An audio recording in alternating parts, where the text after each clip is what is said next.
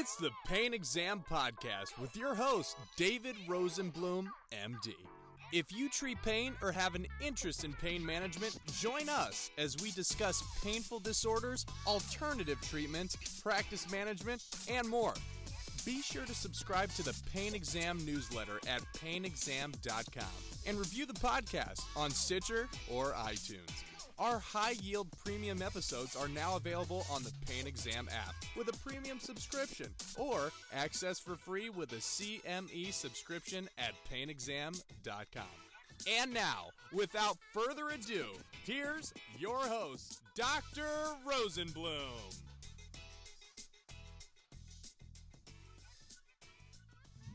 Okay, and welcome to the PainExam podcast. I am proud to present Justin Harvey again. This is his second time on the show, or I should say I was on his show last time.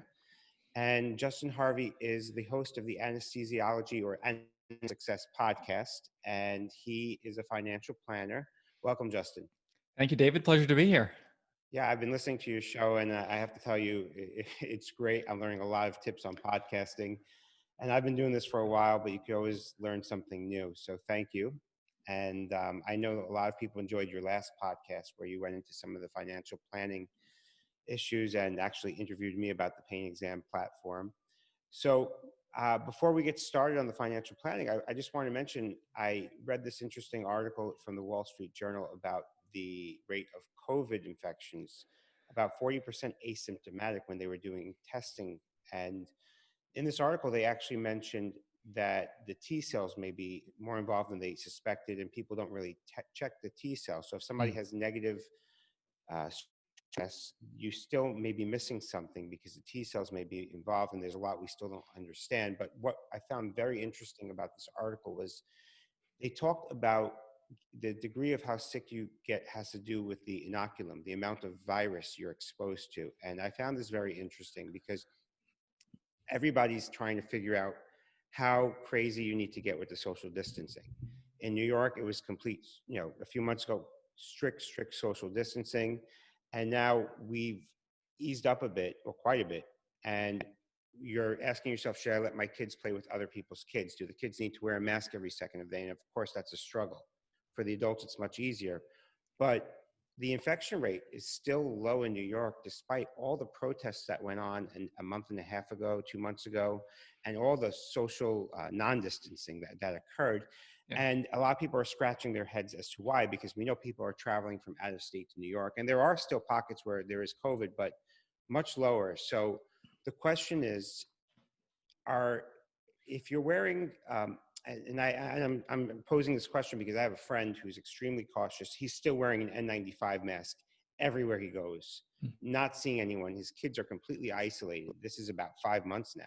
Wow. And the question is, he's wearing an N95 mask. If I go to a public place, I'm wearing a regular surgical mask. I'm not wearing an N95 mask. The question is, obviously, a surgical mask doesn't completely protect you. An N95 may completely protect you or give you a better protection. Is he the smarter one, or am I the smarter one? Perhaps me getting some exposure, but not a lot of exposure, and him getting no exposure is actually giving me some immunity while he doesn't have it. And I'm just pondering this. I'm not giving medical advice because I really don't know what the answer is. But it's just food for thought. Yeah. A lot of doctors listening to this, especially anesthesiologists who unfortunately are exposed to, if they're intubating someone and they're not properly protective and the patient has COVID, the inoculum could be huge. Yeah. So therefore, if they get sick, they get really sick. But who knows? Yeah. I mean, I'm remembering like February, March, when we weren't sure that we weren't going to turn into North Italy at some point, and it was red alert, and we didn't know where the bottom was as far as how bad can this thing get. I feel like with we have a lot more data, and the worst hasn't happened. The thing that's happened has actually been like some of the best best trajectories that we had modeled initially. So we're, in my opinion, especially looking at the economic impact and jobs and like mental health, we've got to continue to keep the big picture in view.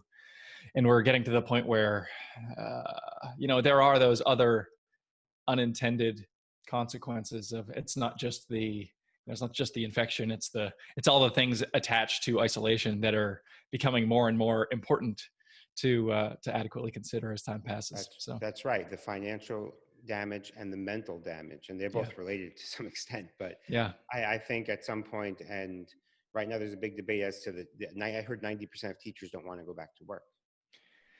And I understand the fear, but at the same time, what about the grocery store clerk? Forget about the physicians, right? I mean, of course, it's the obvious, but what about the person who delivers you mail or this or that? Is it fair? And I understand the fear, but I don't think complete shutdown is a solution. Maybe it was at the peak or during the peak or before the peak, but right now I think we need to move forward, or else things could get really ugly. Yeah, I agree. So that being said, let's move on to money. So Justin, as we know, is a financial planner, and we were talking a little bit earlier before the show. And one of the things I wanted to ask Justin about was common mistakes made early on versus later on in one's career as an anesthesiologist or a physician. Do you have any comments, Justin? Yeah. There's a lot of different places we could go with this. I think during training, so like from med school into residency and or fellowship, student loans are often the biggest thing on people's minds. And just understanding that student loans can be a significantly important financial decision. Like you have options, and the options that you elect can have a major financial impact. Just even realizing that can be a bit of an epiphany for some people, and understanding the types of loans that you have and the options associated with that. And especially in anesthesiology, if there's, anesthesia has a greater percentage of practitioners going into academic medicine, that opens the door for something called PSLF, Public Service Loan Forgiveness. And understanding as a resident, if I'm going to be in anesthesiology and there's a decent chance I'm going to be in an academic setting, maybe I should consider a forgiveness track where I pay the smallest amount I possibly can on my loans for as long as I need to, which is a 10-year period, and get tax-free forgiveness at the end of that time frame. That can be a decision worth hundreds of thousands of after-tax dollars. Wow, that's amazing. And a lot of people don't know about this? Well, many do, but there's a lot of fear around it. There's been some what I would call clickbaity reporting around PSLF, and there's been fear that the program itself won't work. And I've done many hundreds of these analyses and talked to a lot of people that have been very close to the PSLF program. What we've seen is that whenever PSLF doesn't happen for a borrower, it's usually because of what I would call user error, meaning the program did what the program was supposed to do, but the borrower, unfortunately, made a mistake, didn't understand the type of loan they had, didn't understand their employment situation, didn't realize they were on the wrong repayment plan. So there is some complexity in navigating that situation appropriately. But if you do, then my opinion and my observation is that everybody who is due PSLF has gotten it when appropriate. So it's definitely something worth considering. That's interesting and also very scary. I remember being in college, like my first week of college, and you had older students in like the what they call the student union, signing everyone up for credit cards. And when it comes to credit and kids, it's a dangerous mix. That's right.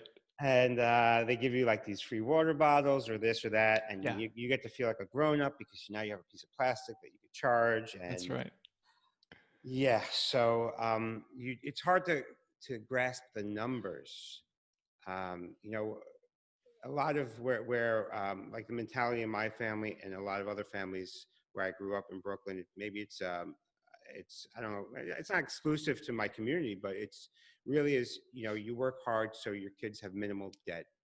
And like for my kids, I hope to be able to pay for all their schooling. It might not happen. I mean, I have 3 kids, graduate school, or maybe the education bubble will burst before they get to school. And that might happen. And then we have all this money in my 529 laying around. Yeah. That may be nice, may not be, who knows. Right. But yeah, so I think that's a really big thing for a lot of doctors, especially if your income is not as stable as we once thought. If reimbursement's going to go down, it's a big problem. Yeah.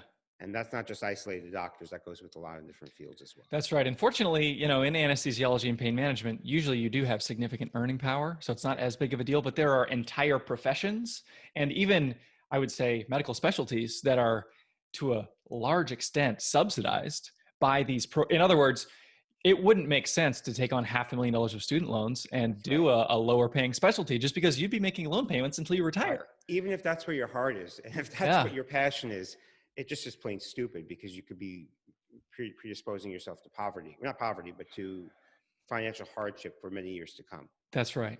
And so just, asking those questions sooner rather than later, especially before you make a refinancing decision, for example. You mentioned like student union, the credit card table. There's, I would say, like a current day equivalent of that is trying to get people to refinance their student loans, which is encouraging them to take their federal loans where you have a lot of flexibility, opportunity for forgiveness, forbearance. You can do a lot of things. It's a very favorable place to be as a borrower right now.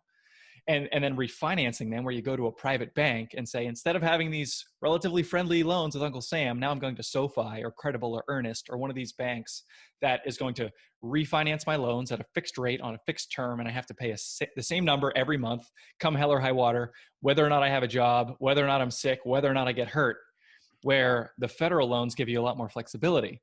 And borrowers who do that refinance don't always realize that it's a huge financial decision with significant downside. And even though you might be saving 1% on the interest rate, there's still a lot to consider. So it's something you shouldn't do without due consideration. Wow. Okay. So before the show, we talked about some topics we would discuss. I'm going to throw you a curveball. We didn't talk about this one. Just a thought that popped into my head. I may have even asked you about this last time we spoke off the cuff, but being a doctor, not a financial analyst, not a stock guy, I watch the stock market. It's going up, up, up. I understand stock market is based on sentiment, not always the actual, the numbers of what the companies are doing. Of course, they're important for the long run, but we have a president who's been very active promoting business. So a lot of people have more confidence in the market over the last 3-4 years. We have a crazy pandemic, which has destroyed vast array of businesses and whatnot. Worse than probably any war or any other disaster we've seen, right? Yeah. And because it's not just local, it's global. And of course, there will be winners, companies that maybe like Amazon that are winners, and they're obviously doing really well with this. But the question is, if the stock market is artificially inflated with rumors, I don't know this as a fact, but I heard the government is buying stocks to keep it up and whatnot. Why on earth should we keep our money in the market now? There's an election coming up, and if Trump loses, a lot of people think the market will tank. If Trump wins, it may hold steady, or economic damage may just keep coming and it'll crash also. I mean, it has to crash. It's not, what goes up comes down. So the question is, and I'm not trying to time the market or even asking the exact advice. I'm just thinking to myself, does it make sense to be in the market at this point in time? Great question. Yeah, let me take this moment to say that any financial decision that anyone in this audience makes should be made with the help of a qualified financial professional. Not giving medical advice. This is not financial advice. What I would say, the most important thing, well, there's a few important considerations. The first is think about time horizon. So if you're talking about investing and you're wanting to put money in the market, quote unquote, to grow it, what is the time horizon at which you're going to need that money? Is it 5, 10, 30 years from now? If you said, Justin, what do you think the likelihood that the stock market's going to be higher 30 years from now than it is today? I would say, even if financial cataclysm happens, I don't think there's been a rolling 30-year period when the stock market has ever been lower 30 years later. So historically speaking, it's 100%. Now, we can't always trust history totally, but if it's literally never happened, then we probably have and the shorter that time frame gets, what about over 10 years? What about over 5 years? Then the number comes down off of 100, obviously, but I think the 20-year number is like 90-something%, and the 10-year number is in the 90s, maybe close to 90%, meaning like it's 90% likely based on rolling 10-year periods that the stock market will be higher in 10 years than it will today. So if you're saying, Justin, I want to retire in 15 years, is it okay to put my 401k in the stock market or in an aggressive equity-oriented type of allocation? I would say, statistically speaking, looking at what has happened in the past and based on the probability that we can reasonably expect the market to be higher 10 or 15 years from now, I would say that's a bet that I'm probably willing to take, as long as I have the emotional fortitude to be able to watch financial cataclysm happen in Q4 whenever the election happens, Right. knowing that I don't need this money for 15 years. So it doesn't really impact the today Justin. It's the if that makes equivalent of sense. the question people ask me, what if this was your mother or grandmother? What would you do for her? So if it's your portfolio, you're saying you're not going to touch it. You're just leaving it alone. Well, I'm 33 years old, so that's Right. true. Right. If I was answering, and I do have older clients who are approaching retirement, and I would answer this question differently. Makes And sense. and you need to think about, if the worst case scenario happens, how are we going to fund their living expenses for the next 3, 4, 5, 6 years, especially if they're retired, maybe they're not yet taking Social Security, and they're really relying on their portfolio to be able to sort of buoy them for a period of time. Then that's a sobering question, and one Right. that I do wrestle with. How about investing in gold? Um, It's already high now, so it may not be worth it, but that's what a lot of people are talking about. This is a very Bitcoin. loaded question. It's a very loaded question. I know. I kind of didn't prepare you for these, but I figured I'd put you on. My opinion on gold. I'm agnostic. I think if I have clients who are like, I want gold, I'd say like, okay, buy some gold. That's fine. I don't have gold in my client portfolios, and gold goes up, gold goes down. It's sort of inversely related to market panic. I think as a protection in the event of market panic, I like the U.S. Treasury a little better than gold. Okay. And as far as investing in something that's going to grow over time, I like investing in companies which pay you profits rather than gold, which you put in a vault and it collects dust. Price goes up, price goes down. We hope that it's higher when we try to sell it than when we put it in the vault, but we really have no way of knowing. That's my personal philosophy on gold. It's just not a material part of the way that I do business, I would say. Right. Very old school. I mean, I have, friends and other advisors who think that it is a part of a diversified portfolio, and that's fine. It depends on sort of the time frame that you're choosing to like validate your opinion. You can back test anything to give you any type of conclusion that you want, depending on the time frame that you cherry pick. So right. No, it's interesting to talk to a financial planner in this time because of I talk to a lot of doctors who, they may be a little stressed out or panicking. Yeah. To be honest, I think well, at least in New York, things have gotten better. I'm almost up to full volume. The real only limitation there's two. One is COVID testing, because people need to test 5 days before we do a procedure in our accredited room. So that may delay things or cancel cases if it's not done. And the other thing is some patients are just still scared to come out, and we need to also social distance them in the waiting room. So that limits the volume a little bit or spreads out the day. But aside from that, the volume is starting to get to near normal. I wouldn't say normal, but near normal. But anyway, I wanted to move on to some more questions I had for you. Sure. The next one is, okay, I'm a physician and I'm clueless about finance or planning, or where do I go aside from listening to the Anesthesia Success podcast, of course? What else do I do to educate myself? Great question. So I think having some baseline education is critical. It's the same as any other topic where you're going to rely on a professional. You always want to know enough to be able to some extent, intelligibly vet a professional. Sure. So if you're working with a financial planner, what I always recommend is a couple things. First of all is buy like a basic book on personal finance. I have a couple on my desk here. The One-Page Financial Plan by Carl Richards is a good one. Okay. I know Jim Dolly, the White Coat Investor, has a specific one tailored for physicians. That's like Financial Planning 101 for doctors. That would be a good place to start. And then consider working with a professional. I think that when you're a high-earning physician, there's a lot of opportunity to optimize your financial affairs in ways that even if you're not already rich, like if you're 1 year out of fellowship or out of training, if you're making good money, there's usually you're making enough to justify a thousands of dollars per year fee that a professional is going to be able to translate that into a better financial outcome and way less financial stress for you. So if you're going to work with an advisor, one of the initial filters that I always recommend using is understand how they get paid. Any financial advisor should be fairly compensated in a transparent fee model. If you're not sure how they get paid or how much they get paid, or if they're getting paid based on a transaction that maybe they're trying to sell you something. I know one of the challenges with younger physicians is they're targeted by people who earn commissions on insurance policies of different flavors. And they're not always bad or wrong, but there's an inherent conflict of interest that makes it, it's a moral hazard, we'll call it. Right. And so if you know that an advisor is a salesperson and not an advisor first, then you're going to approach that interaction very differently. So if somebody is fee only, I always recommend working with a fee only financial planner. What this means is commissions are categorically excluded from their business model. It means the only way the advisor gets paid is by the fee paid by the client. Are you talking about fiduciary or? So these people, so I have thoughts about fiduciary. We'll go there in a second. This Okay. person would be a fiduciary, meaning they're always, at all times and in all ways, putting your best interest first. Unfortunately, with regards to fiduciary, there's a lot, the financial industry is making this very confusing right now. There was a chance that they had through this, a recent bit of legislation, or it was a rule passed by the SEC, where they could have really clarified and made a clean split and said, if you're an advisor, you're an advisor. If you're a salesperson, you're a salesperson. And you can't call yourself both at the same time. They had a chance to fix it and they didn't.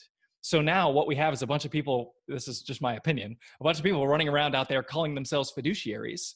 And they will say, if they sit down with you at a table, say, yes, Dave, I'm absolutely a fiduciary.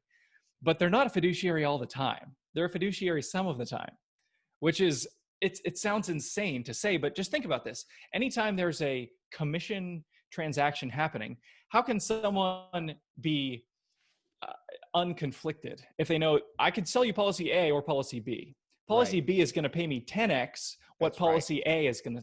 Now, if I'm a perfectly objective, dispassionate person, maybe I could navigate that. But as a consumer, wouldn't you want to know, holy cow, they're going to make 10 times as much if I buy B rather than A? And if you're working with a fee-only advisor, this conversation is totally removed. So yes, they are a fiduciary, but there's crystal clarity on the compensation mechanism. So it does the best job of removing as many conflicts of interest as possible. Right. So I'm just going to stop you for a second, because personally, when I was a resident, we had some guy come in, talk to us, gave us a nice speech, and I bought into it. I needed disability insurance. I bought it with him. Good guy. Still use him. But at one point, he wanted to sell me whole life insurance, which I did a little homework on that, and I still wasn't really 100% sure if that was right for me. I know it's right for some people. And he also offered me, why don't you send all your tax returns, whatever, and we'll do a whole workup and plan. And I know his business is to sell products, also refer probably to his buddies who also do this. And listen, fine, I'm not judging. He's done right by me all these years, but I understand the deal. And I've had some friends who are also financial planners. They've also offered me similar things. And then at some point, with everything going on now, I posed a question I posed to you about what should you do during the pandemic and with the stock market and the election and everything to my 401k people. And they told me, and this is where most of my retirement savings is. In my group, we have a deal with them, and we pay them a nice monthly fee to manage it. That they're fiduciaries, and I could send them everything, and they'll just work me up, do some lab work, work me up, and figure out what's best for me after we do a whole exhaustive review of what I have and what my goals are. So I actually opted to do it with them. And we're in the process right now. I gave all tax returns, all bank statements, et cetera. And we had a hour-long interview, and now they're looking at a few more things, and they're going to get back to me and come up with a plan.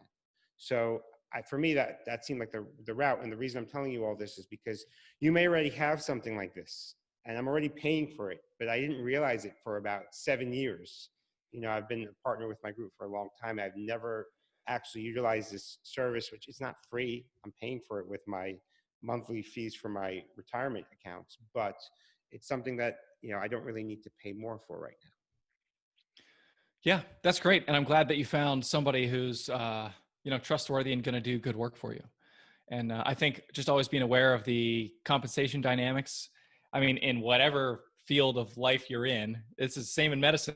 And that's why, you've got the disclosure slide, the second slide of every presentation you ever do. It's like, I want to know who's paying Dr. XYZ to know that if they're talking about a topic that somebody is paying them to consult on, that may influence their perspective. It's exactly the same in finances, except we're not as good at flagging where conflicts of interest exist because it's not required, unfortunately. Yeah. So another question I had is, Do you recommend physicians do MBAs? And if so, what should they look for in the program? Because I know a lot of doctors are thinking about that, especially now you can do it online. So Yeah, good question. I would say it's a funny question because a lot of financial planning questions you could sort of would have the same answer, which is let's talk about what the desired end right, is. Like, where do you want to go? What's the point? Because you can have anything you want, but you can't have everything you want. And so if you want to do the MBA, yeah, it can be worthwhile. I think the question I'm always asking is if you're going to pay out of pocket for this, if it's going to take a year or two, what is the desired end? And is it possible to achieve the desired end with a different path? You know, if through networking and consulting and making some industry connections, can you get to either the level of expertise or have the business, or right. can you get there without having to get the degree? Then that's worth considering.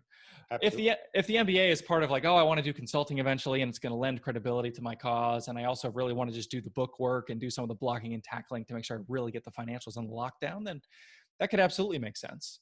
And Right. there are some good physician executive MBA programs that will work with you around your clinical schedule to be able to, to get that done. Right. I wouldn't do it just for the extra 3 letters after your title, because it's a lot of work and Yeah. investment. And then if that's all you're doing it for, just the ego part of it. I mean, if it Yeah, makes you happy, go for it. But, that's right. That's right, right. if you I mean, like it, go for it. But, once you're a physician, like any letters after the MD or DO, like any other letters are going to be not as much work as those two. And so there's right. definitely diminishing returns. I thought about the MBA. My chairman did his MBA at Columbia. One of my Yeah. former partners did the same thing. And it definitely, introduced him to a whole world of other businessmen or people and women that they can network with. Yeah. And it opened their eyes to a lot of things. However, me personally, maybe when my kids are after college, if I have the free time and the desire, it just doesn't make sense right now for something like that. Yeah. Too busy I've had the creating. exact same thoughts for myself. So Right. Yeah. I mean, look, if you're looking for another job or some other role, it could definitely help. If you want to be a chairman of an anesthesiology department, it could definitely help. yeah. So anyway, another question that I wanted to bring up was and if you guys are listening to this, check out episode 23 of the Anesthesia Success podcast, especially if you're an anesthesiologist. But even if you're not, if you're any other sort of businessman or doctor who's running a practice, Justin interviews a guy named Michael Zervas, who is the CEO of this company that does, I believe, billing. I forgot the name of the company, but they do billing and Yeah, it's Encompass is the name of his. It's like Encompass Healthcare. Yeah, and they do a lot of healthcare consulting. It's billing and staffing and operations and whether it's an office or surgery centers, different sites of service to be able to leverage their collective business expertise to make sure that practices are running as efficiently as they can. Right. And he seemed like a very knowledgeable guy and someone who I probably should have on this show, actually. But we use a big billing company that my chairman chose, and he does the dealings with them, not me personally. And if I was on my own, I would actually consider talking to him because he actually seems to know what he's talking about. And he gave a really nice talk about anesthesia billing, accounts receivable, how much money anesthesiologists can be leaving on the table, especially if you're not getting the billing out in time. Yeah. And what did he say? 10% reduction in the collections, the longer per week or per month that you leave that money there and you don't give them the right code, or maybe it's the right side. They screwed up. They wrote left side when it was right. And this is stuff that gets kicked back to me. If there's an error like this, it gets kicked back pretty quickly. My staff will look at this on a daily basis. But every few weeks, the billing company will also kick things back. So we have 2 levels of screening. And it's very important because they count on the fact that you're busy and make errors so that they don't have to pay you. They love that. So yeah, that's right. Yeah, I really enjoyed that conversation. I think that Mike, I've been working a bit with his team. We don't have a financial relationship, but I just think there's a lot of really smart people doing a lot of really great work over there. And that conversation stands out for sure as one that was particularly enlightening. That's one of the best things about doing what I do with the podcast is I get to talk to people who are super smart and can help me be smarter. And then I just let a whole internet worth of people listen in on the education. So, yeah. Speaking of which, I have a friend who's from the business world, and she's currently furloughed. And what she was doing was working first for Morgan Stanley and back then Lehman Brothers, and more recently Sloan Kettering. And working with getting, I guess, their whole marketing, IT, integrating everything and creating some cool stuff there. Hmm. And I did my first Zoom podcast for the board review a week or two ago, and I'm going to do another one. And she introduced me to all these features that I didn't even know I could do. It's not from Zoom; it's a third-party app. Huh. But I mean, there are so many things you could do to keep people engaged and involved in the talk, so they don't fall asleep.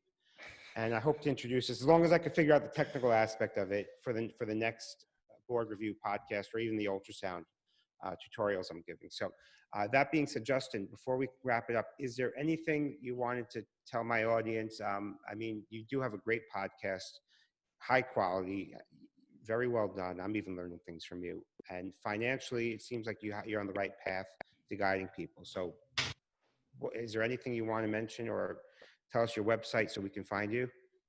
Yeah, in parting, I would just say my financial planning firm is called APM Wealth. That's APM-Wealth for like anesthesiology, pain management wealth.